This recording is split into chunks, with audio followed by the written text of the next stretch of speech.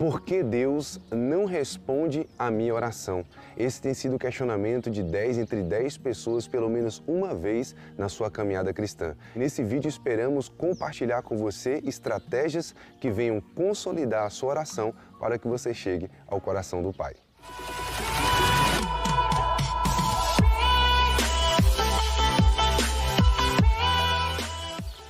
Pais queridos, aqui é o pastor César Rafael, esse é o canal Missão ID Virtual e hoje trazemos esse tema que talvez seja uma fonte de estratégia para você alcançar o coração de Deus.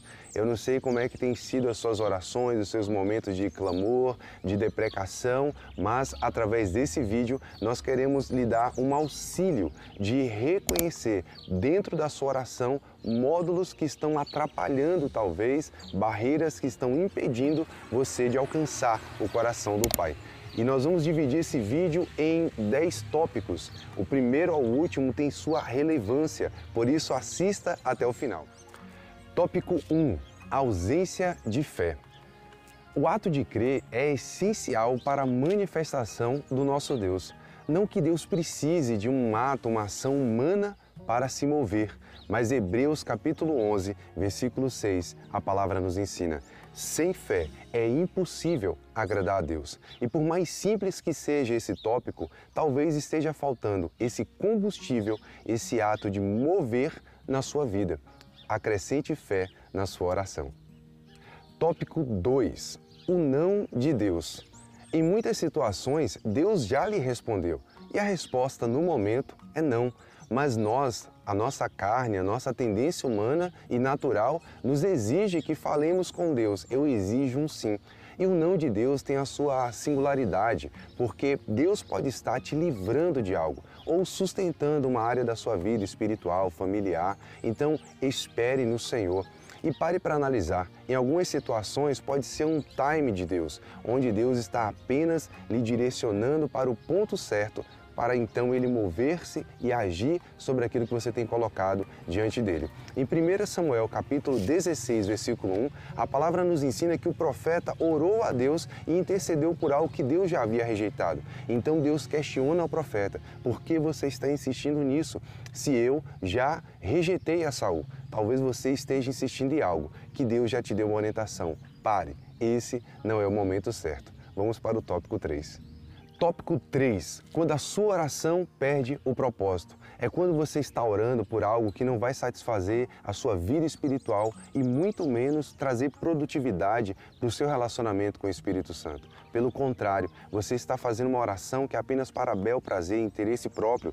Em Tiago capítulo 4, versículo 3, a palavra nos ensina: e quando pedis, não recebeis, porquanto pedis com motivação errada, simplesmente para esbanjar os vossos próprios prazeres, ou seja, para bel prazer. Talvez a sua oração tenha que ser analisada. Será que o que eu estou orando vai satisfazer o meu relacionamento, a minha vida com Deus, ou apenas é para satisfazer uma motivação pessoal?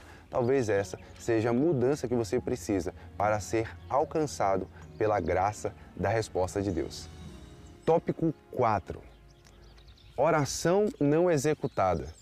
É muito comum no nosso meio vermos pessoas que estão dizendo: eu estou orando pelos meus familiares, pela minha esposa, pelo meu marido, pelos meus filhos, mas na verdade essas pessoas não estão orando, apenas estão trabalhando uma chamada mendicância de oração, pedindo às pessoas ou anunciando que estão orando sem realmente se prostrar diante do Senhor buscando uma resposta. Avalie se você está realmente tirando um período de busca a Deus ou apenas declarando que gostaria que Deus lhe respondesse. Com isso você tem vivido expectativa, ansiedade e frustração. Pare, ore, seja objetivo a Deus aquilo que você tem buscado dele. Tópico 5. O ato de duvidar. Algo que está lhe distanciando de Deus. Talvez você seja uma pessoa que está participando de oração, busca, clamor, a sua fé é movida naquele momento, você não está fazendo isso para bel prazer, pelo contrário, tem um propósito. Mas quando você sai daquele momento de oração e de busca, quando você começa a se movimentar na sua rotina, você esquece do propósito e começa a duvidar, tomando de Deus aquilo que você já entregou nas mãos dele. Por isso, Pare para analisar. Se você não tem tido dúvida na sua rotina, você não tem tido dúvida naquilo que você tem colocado diante de Deus, e quando você mudar essa estratégia, esse posicionamento, como a Bíblia nos ensina em Jó, capítulo 22, versículo 28. Tudo o que planejares realizará e dará certo. O Senhor irá promover na sua vida uma obra de milagres. Tópico 6. Oração de troca. Diferente do voto, que é uma manifestação de crença e fé, o ato de troca é uma tentativa de subornar a Deus, uma ação inapropriada e fadada ao fracasso. É uma tentativa de fazer com que Deus realize algo que está fora do âmbito da vontade dele.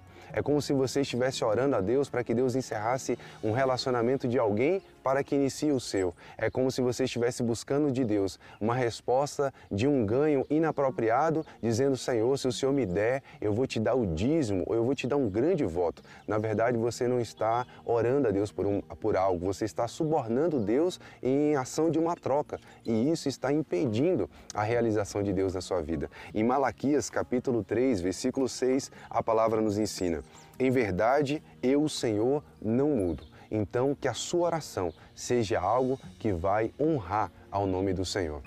Tópico 7. O tempo da espera. Nas minhas ministrações eu costumo chamar de período do processo. É o momento onde Deus está te moldando, formulando, Deus está transformando algo na sua vida.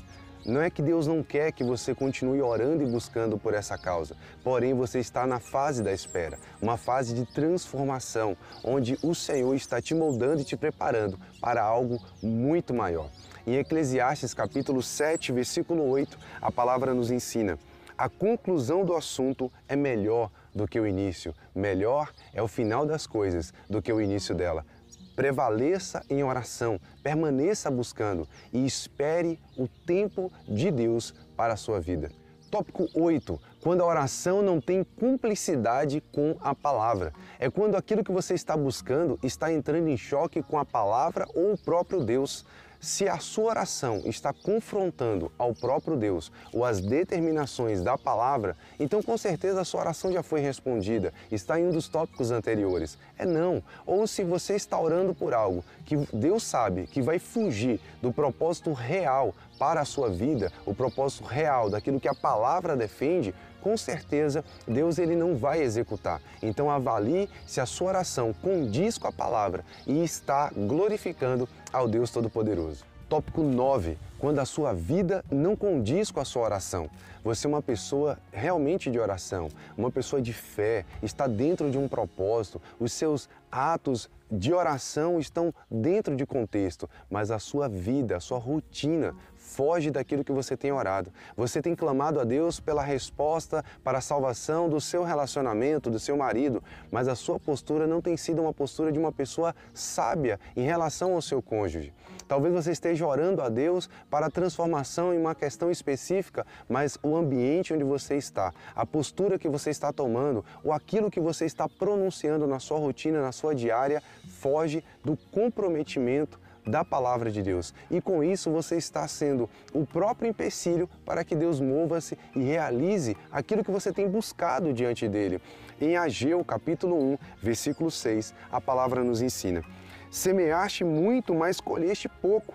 Comei, mas não vos satisfazei. Talvez você seja uma pessoa que está buscando a presença do Senhor, com fé, com determinação. E o que você precisa hoje é tomar uma atitude com relação à sua postura, à sua caminhada, à sua rotina. Quem você está sendo, segundo aquilo que você tem orado. Tópico 10. Com a mesma relevância de todos os tópicos, talvez é o fechamento do nosso vídeo e mostra a você a relevância que há em todo o contexto daquilo que falamos até aqui. É quando a sua oração impede a sua salvação. Você tem que entender que o propósito primaz do Deus Todo-Poderoso é lhe levar para o céu.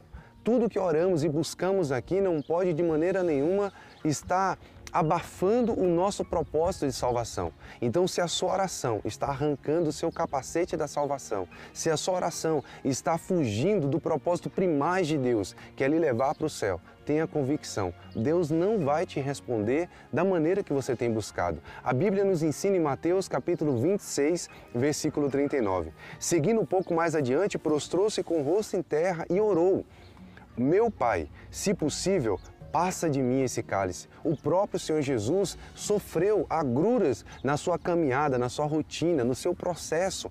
Porém, ele entendeu que a oração dele não podia fugir do propósito primaz de salvação, não só para aqueles que estavam ali, mas para as nossas vidas. E ele continua declarando: contudo, não seja feita a minha vontade, porém a sua. O nosso Senhor Jesus, ele nos dá a principal demonstração de uma oração que vai ser respondida pelo próprio Deus.